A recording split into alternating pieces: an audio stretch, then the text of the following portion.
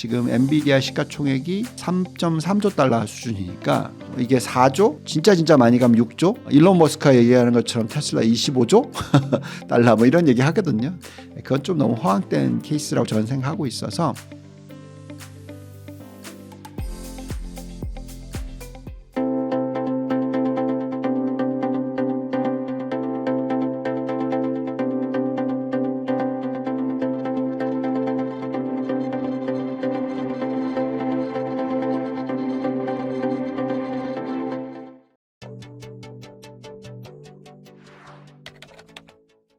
비교해야죠. 저희가 이제 작년으로 되돌아가 보면 저희가 계속 제일 먼저 아마 AI 사이클과 엔비디아 외에 AI 관련주들에 대한 투자 얘기를 많이 해드렸었어요.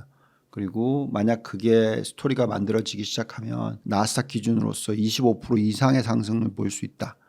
지금 지난 1년간의 나스닥과 나스닥 100이 30% 이상 상승을 했거든요. 결국은 이게 이제 엔비디아 이외에 엔비디아 포함해서 대부분의 이 AI 스토리로서 증시를 끌고 올라가고 있다라고 보시면 됩니다. 그리고 이제 저희가 그 엔비디아만 놓고 보면은 그래서 저희가 이제 선두 주자인 엔비디아를 가장 많이 싣고 투자를 적극적으로 해왔다면 올해 들어서 이 상반기는 계속해서 엔비디아 비중을 높게 가져가다가 저희가 이제 최근에 높게 가져가는 건 맞는데 아주 높게는 아니고 조금 어떤 비중을 조금 축소하는 그런 전략을 펴고 있기는 합니다만 그래도 포트폴리오당 다르겠지만 엔비디아 비중을 10% 이상은 가져갑니다. 그래서 이제 시스코랑 이제 비교를 하자면 우리가 지금 들어가 있는 사이클은 AI 사이클이죠. 시스코 시스템즈는 95년부터 2000년 동안에 우리가 얘기하는 인터넷 인프라를 깔았던 기업입니다. 그렇지만 다 하드웨어였어요. 소프트웨어는 연관이 없습니다. 그렇기 때문에 이 인터넷 페네트레이션 레이쇼라고 해서 인터넷 보급률이 2000년도가 되니까 거의 50%까지 갔어요. 이렇게 되면 이제 공급 수요 이 부분에 있어서의 미스매치가 생기기 때문에 이미 많이 깔았기 때문에 이제 마진 축소가 나타나기 시작했고 시스코 시스템즈가 피크를 치고 또 다른 어떤 수익 구조가 들어올 게 없으니까 인터넷 하드웨어 이외에는 소프트웨어 쪽이 없었으니까 그러면서 주가가 굉장히 많이 빠졌습니다. 시스코 시스템즈가 그 까는 기간이 5년이었거든요. 그래서 5년 동안 주가가 40배 오른 거거든요. 그래서 저희는 지금 이제 엔비디아로 계산하자면 이제 아무리 오래됐다고 계산하더라도 2년밖에 안 됐다. 그 AI 인프라를 까는 부분에 있어서 지금 AI 서버를 전체 서버의 비중으로 계산하면 올해 연말에 이제 두 자릿수 정도. 그러니까 95년과 상당히 비슷하다라고 인터넷으로 봤었을 때. 그리고 이게 좀 더 빨리 올라갈 것 같긴 해요. 인터넷 사이클보다는. 그래서 제가 생각할 때는 뭐 50%까지 올라가는 데까지 걸리는 시간이 과거에는 5년이 걸렸다면 이번에는 뭐 한 3년밖에 안 걸릴 수도 있습니다. 그렇지만 어쨌든 간에 아직까지는 엔비디아가 그 3년이라는 그 50%라는 그 시장을 가져가는 그 부분에 있어서의 주가가 다 반영되어 있다라고 생각하지는 않아요. 그래서 여전히 시스코 시스템과 비교를 하지만 아직까지 성장할 룸이 많이 남아있다라고 저희는 판단을 하고 있고요. 또 하나 다른 점은 엔비디아가 시스코 시스템즈의 과거의 경험을 가지고 있기 때문에 소프트웨어 쪽에 대한 투자를 많이 하고 있어요. 그래서 뭐 예를 들면 옛날에는 인터넷의 소프트웨어 쪽으로 간다고 얘기하면 뭐 메타 플랫폼이 있을 거고 아마존, 구글, 다 알고 있는 애플 뭐 이런 회사들이 있었지 않겠습니까? 대부분 다 소프트웨어 쪽에서 수익을 굉장히 많이 올렸거든요. 영업 마진율이 훨씬 높습니다. 하드웨어보다. 그래서 엔비디아도 다 알고 있어서 이 AI 칩을 이용한 부분 플러스 테슬라와 경쟁을 하면서까지도 자율주행 쪽, 그 이외에 뭐 바이오 산업 진출, 신약 개발 관련된 여러 가지 어떤 것들을 만들어내는 것 등등등 소프트웨어 쪽에 대한 어떤 투자를 하고 있어요. 그래서 저희는 엔비디아의 고점은 시스코 시스템즈의 상승폭보다 더 높을 거라고 생각하고 있고 다만 많이 올랐죠. 예. 지금 엔비디아 시가총액이 3.3조 달러 수준이니까 이게 4조? 진짜 많이 가면 6조? 일론 머스크가 얘기하는 것처럼 테슬라 25조 달러 뭐 이런 얘기 하거든요. 그건 좀 너무 허황된 케이스라고 저는 생각하고 있어서 지금부터는 이 상승 기대치는 좀 낮출 필요가 있을 것 같습니다. 전체적인 큰 그림을 놓고 봤었을 때는 여전히 성장을 대표하고 있는 기업이다. 그리고 인터넷 인프라 부분이 아직까지 뭐 50% 깔린 게 아니라 뭐 진짜 많이 계산해봐야 10% 깔렸다. 그러면 아직까지 한참 더 올라가야 될 가능성 열어두고 보시는 게 맞겠고, 다만 그냥 엔비디아만 투자 이건 아니에요. 작년에는 그랬거든요. 그리고 올해 연초까지만 하더라도 계속 그랬습니다. 엔비디아만 투자하면 돼요. 다른 거 다 필요 없었습니다. 그렇지만 이제는 엔비디아 and family, 뭐 엔비디아 and friends, 뭐 그래서 AI 하드웨어, 소프트웨어 다 연결시켜서 종목 고르는 게 이제 좀 더 다양해져야 되는 그런 시기다라고 생각하고 있습니다. 저희가 이제 항상 투자 레터를 만드는데요. 주간 단위로 매주 만듭니다. 거기에 이제 보통 그 들여다볼 만한 회사 리스트 정도로 올려드려요. 절대 추천이 아닙니다. 이 종목을 사라 이게 아니고요. 그냥 본인이 직접 공부를 하셔야 됩니다. 그래야지만 변동성이 있다 하더라도 안 흔들릴 수가 있어요. 뭐 예를 들면 슈퍼마이크로 컴퓨터스 이게 작년 올해 정말 많이 올랐잖아요. 그렇지만 고점 대비해서 거의 40% 폭락했단 말이에요.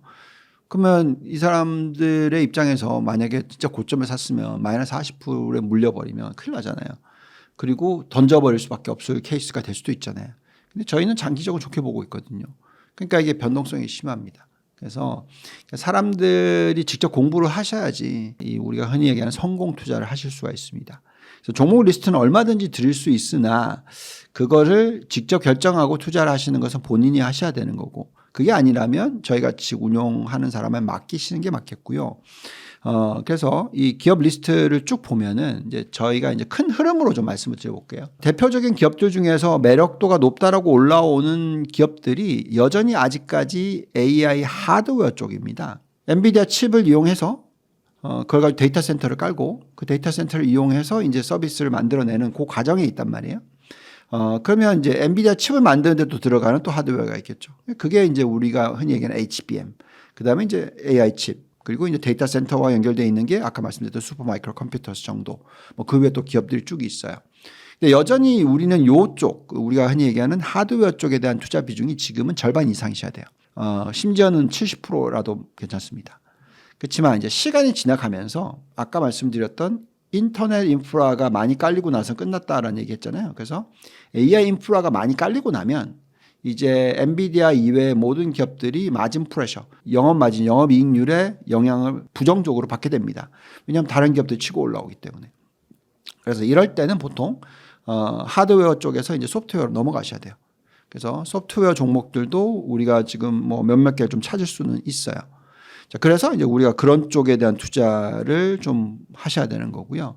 근데 이제 그거는 점점 인터넷 페네트레이션 레이쇼가 올라갔었을 때 그 대형주를 던져야 됐던 것처럼 AI 보급률이 높아지면 높아질수록 우리는 하드웨어 쪽을 줄이고 소프트웨어를 늘리고, 그러니까 이런 전략을 펴시는 게 중요하겠습니다. 그래서 제가 개별 종목은 다 말씀 못 드리고요. 저희가 올려드리는 뭐 글로벌 기업 상대적 매력도가 높다고 저희가 판단하고 있는 30개 기업 중에서 잘 보시면서 직접 공부하셔서 투자를 이렇게 천천히 이렇게 한 템포씩 해 나가시면 상당히 장기적으로 좋은 성과를 거두지 않을까라는 생각이 듭니다. AI 서버의 비중이 전체 서버 비중이 50% 넘어가면 조심하셔야 되는 거죠. 그렇지만 기본적으로 제가 볼 때는 전체 서버 투자 금액이 더 확 늘어날 수도 있어요. 지금은 기존에 우리가 얘기하는 클라우드 서버 쪽을 줄이고 AI 서버 늘리고 있는 상황이거든요. 왜냐하면 사실 이 AI를 가지고 어떤 서비스가 만들어지고 어떤 그 비즈니스 사이클이 만들어지고 어떤 수익 구조가 만들어질지에 대한 정답이 없기 때문에 그래요. 근데 잘 생각해 보시면은 이게 정말 속도가 가속화된다고 생각하신다면, 그러니까 과거에 인터넷이 나오고 인터넷을 다 깔고 인터넷을 통해서 모든 서비스가 나오고 할 때까지 걸린 시간이 20년이에요. 근데 만약에 이게 훨씬 좁은 5년짜리다. 그러면요, 그 서버 까는 비중이나 가격도 엄청나게 더 많이 올라갈 거고요. 그리고 또 소프트웨어로 넘어가는 속도도 굉장히 빠르게 들어올 수 있고요. 그 부분에 있어서 정답을 지금 내려드릴 수는 없어요. 앞으로 얼마나 많이 올라갈 건가, 얼마나 많이 필요할 건가, 글쎄요. 정말 많이 필요할 수 있죠. 왜냐하면 이제 겨우 AI 가동하는 거 보면 저도 매일매일 쓰지는 않거든요. 그렇지만 저희는 매일매일 핸드폰은 보죠. 인터넷 매일매일 쓰잖아요. 예, 그 정도로 AI가 갈 거란 말이죠. 근데 가는데 속도가 굉장히 빠를 것 같습니다. 특히 우리 세대는 잘 모르겠다 하더라도 글쎄 우리 세대도 이제 굉장히 편해지면 많이 쓸 수 있을 것 같은데 어쨌든 뭐 일일이 막 보면서 타입하지 않고 그냥 말로만 해버리면 되니까. 그래서 제가 생각할 때 이번 속도는 훨씬 크고 빠르고 세다. 그렇기 때문에 네, 엔비디아에 대한 고점을 미리미리 생각하고 걱정하시고 뭐 캐니멀리제이션까지 걱정하실 타이밍은 아닌 것 같다라는 생각이 듭니다. 그렇죠. 저희가 뭐 여러 가지 업종을 보고 있기는 한데 AI 쪽은 어쨌든 아까도 말씀드렸지만 이제 하드웨어, 소프트웨어 이렇게 가는 거고요.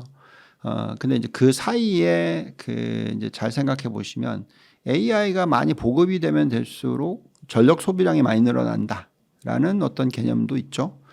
그렇기 때문에 우리가 계속해서 전력 관련된 쪽, 특히 신재생 에너지라든지 퓨전 에너지라든지 뭐 이런 쪽에 대해서 관심을 가지셔야죠. 한 가지 잘 생각하셔야 되는 부분은 만약에 AI의 발전 속도가 높아진다라고 했었을 때 그 AI가 1을 구동하기 위해서 쓰던 전력이 시간이 굉장히 빠르게 10을 구동하는 데 쓰는 전력이랑 똑같아질 수가 있단 말입니다. 그만큼 전력 효율성이 높아질 수가 있어요. 그럼 에너지를 창출해낼 필요가 확 줄어드는 거죠. 그렇다면 신재생 에너지 플러스 뭐 화석연료 에너지 부분에 있어서 저희는 여전히 그 우리가 얘기하는 이제 영구적인 에너지, 특히 신재생 에너지 쪽에 대한 투자를 더 많이 해야 된다. 이렇게 말씀을 드리고 있고요. 그렇지만 그렇다 하더라도 그쪽에 대한 비중을 너무너무 높이면 안 된다라고 얘기하고 있고, 그 다음에 또 아까 말씀드렸지만 엔비디아가 바이오 관련된 쪽에다 투자를 많이 하거든요. 그래서 이제 신약 개발을 한다고 치면 보통 200개 기업에 투자를 하면은 한 3개 살아남거든요. 근데 이제 AI를 이용해서 그 200개 기업에 다 투자를 하는 게 아니라 진짜 그 3개를 골라낼 수만 있다.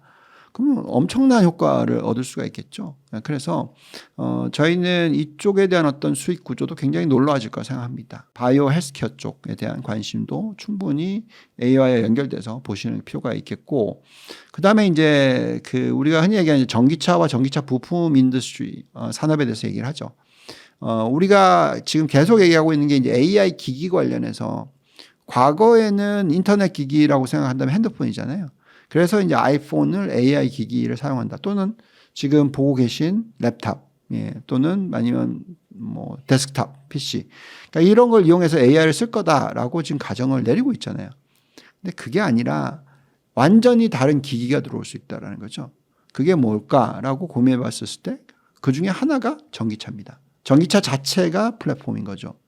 그리고 그걸 이용을 해서 자율주행을 하고 그걸 이용을 해서 로보택시 산업을 만들고 또 그것을 이용을 해서 자동차 보험 회사가 만들어지고 이런 것들이 다 연결이 된다고 치면 전기차 자체가 우리가 흔히 얘기하는 온 디바이스 AI 기기가 되는 거죠. 그래서 거기에 대한 관심을 계속 가지실 필요가 있는 거고요. 뭐 그 이외에 또 테슬라가 똑같이 생각하고 있는 부분이 바로 로봇이겠죠. 그러니까 로봇이 기기가 되는 거죠. AI를 이용하는 기기가 되는 것이고, 그래서 그 로봇이 지식 집약형 또한 노동 집약형까지도 다 맡아서 할 수 있는 것까지 만들어진다. 그럼 이건 진짜 엑스포넨셜 그로스, 그러니까 엄청난 가속화라는 거죠. 그래서 그런 부분들을 다 감안했었을 때 저희는 지금 말씀드렸던 그런 산업들, 그래서 뭐 전기차 부품 등등을 로봇까지 포함한 이런 기기 쪽, 그 다음에 뭐 바이오 산업 쪽, 그리고 신재생 에너지 쪽, 그러니까 이런 쪽에 대해서 계속 관심을 가지시고 종목 선별을 해보시는 것도 상당히 중요하다 생각합니다. 네, 사실 제가 그런 리스크를 보는 전문가 중에 한 명입니다. 뭐 예를 들면 그 제 커리어가 31년 차인데 우리나라의 IMF 터지기 전에 우리나라 은행에 대한 분석을 했었고, 그래서 IMF 터질 가능성에 대해서 리포트를 썼던 사람이고요. 또 2006년에는 미국의 금융위기 관련돼서의 리포트를 썼던 사람이고 결국 그런 어떤 충격 말씀하시는 이런 어떤 시스테믹 리스크 체계적 붕괴라고 얘기를 합니다. 그런 어떤 큰 위기가 터질 가능성을 짚어낼 수 있다라고 생각합니다.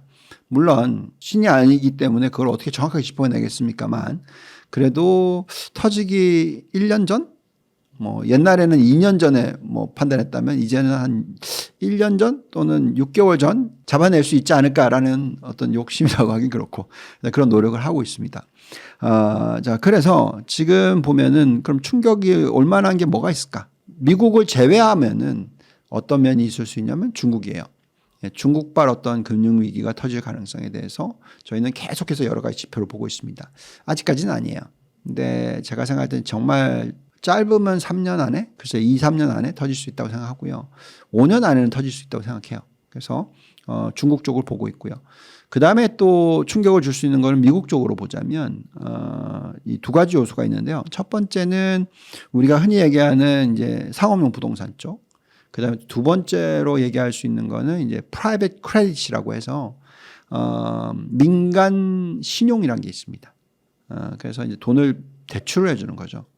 이게 이제 기업 쪽으로 갑니다. 중소형 기업들한테. 그래서 이쪽 두 개가 다 어떤 약한 연결고리예요. 상업용 부동산은 뭐 다 아시겠지만 요즘에 사람들이 이제 직장에 가지 않고 집에서 일을 하는 케이스가 많이 생기다 보니까 공실률이 높아지는 거죠. 그래서 이제 상업용 부동산 관련된 쪽에 대한 어떤 리스크, 이게 규모로 계산하면은 미국 GDP 한 7% 정도 된다라고 얘기를 하고 있고요. 마찬가지로 지금 아까 말씀드렸던 프라이빗 크레딧, 그러니까 민간 이 신용 같은 경우에도 지금 1.6조 달러 정도 되니까 미국 GDP 한 6% 정도 됩니다. 그래서 요 두 개를 더했을 때 한 13% 정도 되는데 그건 전체 금액이고요. 여기에 손실률이 얼마가 될지는 잘 몰라요. 근데 손실률이 아무리 높다 하더라도 5%가 안 되겠죠. GDP 대비해서. 그러니까 전체 13% 중에서 한 5%가 구멍이 난다. 뭐 이 정도가 거의 뭐 한 40% 정도가 구멍이 난다. 전체 13%에서. 그러니까 그 정도로 볼 수는 있겠죠. 근데 그거 가지고는 뭐 어떤 시스템의 리스크가 오지 않습니다. 그래서 이제 저희가 판단해야 되는 부분은 이런 케이스일 때 올해와 내년에 어떤 큰 금융위기가 터질 것 같아 보이는 않는데 만약에 뭐 이런 민간 신용이 급등했다. 보시면 이제 2007년, 2008년, 2006년 이때 완전 폭등을 했거든요. 그때가 이제 서브프라임 때. 그러니까 우리가 흔히 얘기하는 이제 서브프라임 사태 때문에 어떤 민간 부채가 너무 늘어났거든요. 그래서 똑같이 이제 이런 쪽에서 엄청나게 속도가 빠르게 늘어난다. 상업용 부동산에 거품이 있어가지고 엄청나게 문제가 생겼다. 그걸 다 더했더니 진짜 GDP 20%더라. 그래서 손실률이 진짜 10%도 날 수 있다. 이러면 이제 큰일 나는 겁니다. 그래서 저희는 이런 부분들을 계속 판단할 거고요. 또 뭐 다르게 볼 수 있는 방법은 저희가 뭐 워낙 은행을 많이 보다 보니까 우리가 흔히 얘기하는 이제 그 신용카드 연체율을 보면서 또 판단할 수도 있습니다. 물론 신용카드가 무너졌다고 해서 전체가 무너지진 않아요. 왜냐하면 이건 이제 굉장히 저소득층만 연결이 되는 부분이 많거든요. 그렇지만 그래도 어쨌든 어느 정도 충격을 줄 수는 있습니다. 그래서 그 부분도 같이 보고 있고요. 그래서 아직까지는 어쨌든 이런 금융 위기 또는 뭐 시스테믹 리스크, 경제적 충격, 뭐 급락장, 급격한 경기 침체, 뭐 이런 뭐 여러 가지 악순환 고리들의 얘기를 할 타이밍은 아니다. 그렇지만 분명히 5년 안에 오겠죠. 그래서 잘 보면서 판단해야 될 것 같다라는 생각이 듭니다. 3분기 고래동 공부 강의 모집 중이거든요. 네, 네이버에 고래동 공부 치면 저희 홈페이지가 있어요. 여기서 7, 8, 9월 고래동 공부 3개월 동안 같이 하는 프로그램인데 심정석 소장님 보너스 강의가 추가가 됐습니다. 저희는 정말 많은 걸 다루거든요. 물론 코인도 강의하죠. 저는 이번에 코인 강의 해외거래소 사용법 위주로 강의할 건데 2번 합니다. 7월, 9월 2번 코인 거래소 쪽 할 거고요. 팽도리님은 이분은 치과의사 분이신데 25억 비트코인으로만 25억 벌고 다른 또 알트코인으로 돈 많이 버셔서 원래 치과의사신데 졸업을 하셨어요. 네, 파이어족이시죠.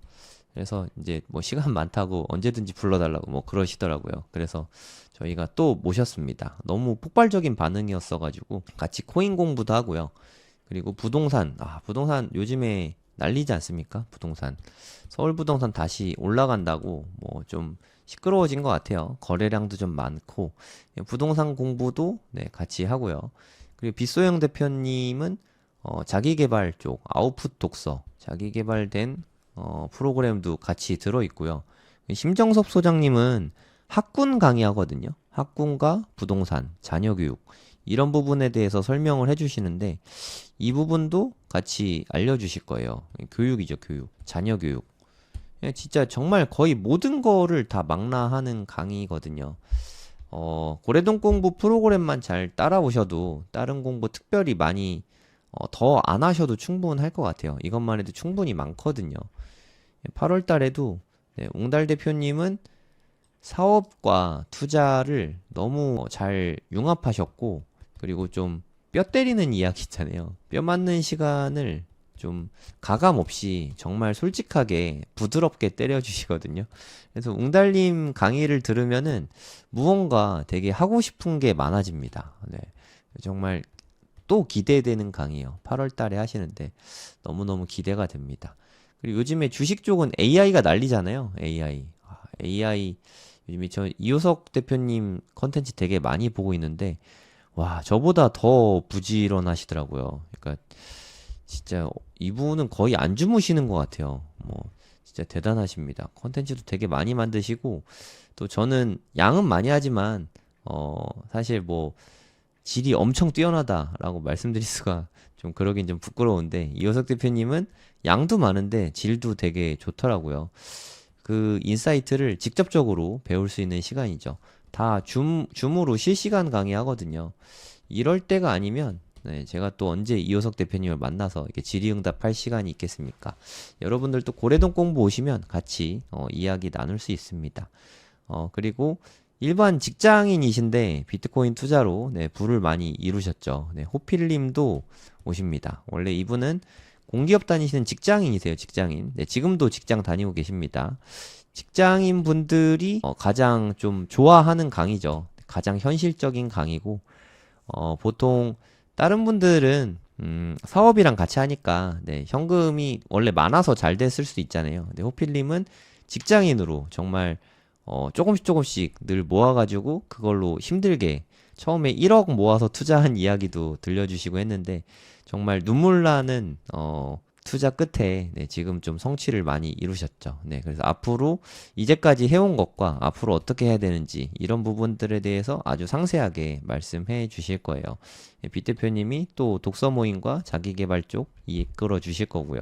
네, 그리고 우리 부동산 이야기 하잖아요. 네, 남이사님은 또 가장 현실적인 방법을 많이 제시해 주시죠. 지난달에 보너스 특강으로 남이사님이 나와서 강의해 주셨는데 정말 열광의 도가니였어요. 강의 자체도 너무 재밌고 현실적이고 그래서 이제는 진짜 현실적으로 부동산 투자를 어떻게 해야 되는지 가르쳐 주겠다 하면서 끝났거든요. 네, 그 후속편이 이제 9월 달에 남이사님이 강의를 해 주십니다. 남이사님이 이런 얘기를 하시더라고요. 그러니까 내가 가진 현금이 현재 얼마든 상관이 없다. 네, 누구나 부동산 투자를 할 수 있다. 이 비법을 알려주신다니까 네, 저도 기대가 많이 됩니다. 기회 되시는 분들은 신청해 주시면 감사하겠습니다.